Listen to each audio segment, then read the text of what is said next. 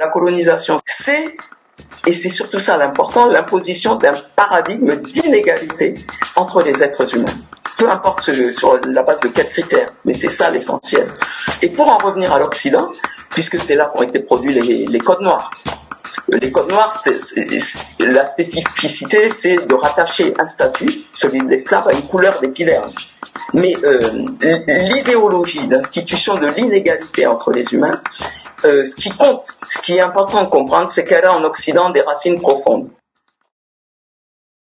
Ce ne sont là que quelques rappels des innombrables exemples de la persistance de la négrophobie.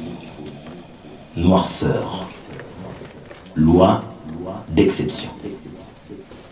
Oakland, Californie, 1966.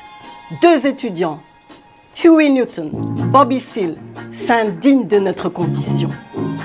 Ils contestent la version biaisée de l'histoire qui consiste à effacer notre contribution. L'histoire de la déportation des Noirs dans l'univers concentrationnaire d'Amérique a été racontée par des idéologues qui ont formulé la question de la manière suivante. Avant le siècle de l'esclavage, s'il n'y avait pas eu de vendeurs, il n'y aurait pas eu d'acheteurs. Voilà. D'autres vont jusqu'à dire que c'est à cause de la complicité des dignitaires africains qu'ils ont pu faire ça. Et les guerres de résistance. Nzinga, en Angola, Kimpavita, au Congo. On sait très bien que les combattants africains contre l'esclavage ont toujours été dans le respect du tout moun c'est moun.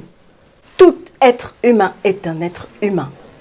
On ne peut pas nier l'humanité. Le 25 mai est une date mémoire. C'est l'African Day. Journée africaine de la libération.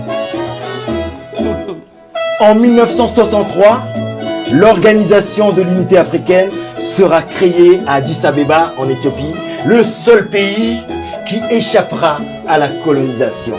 Hey! C'était un 25 mai.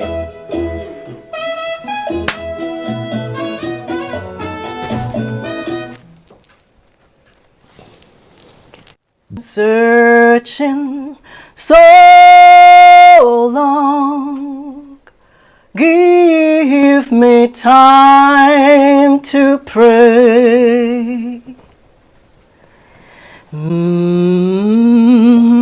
Ces lois d'exception pour les Noirs viennent de très loin.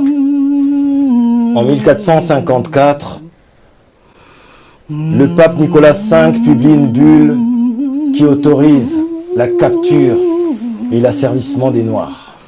En France, le roi Louis XIV a promulgué le Code noir.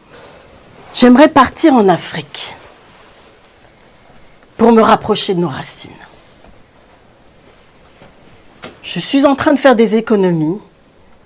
J'aimerais prendre un bateau l'année prochaine. Mais je ne me vois pas partir seule. Searching so long, give me time to pray.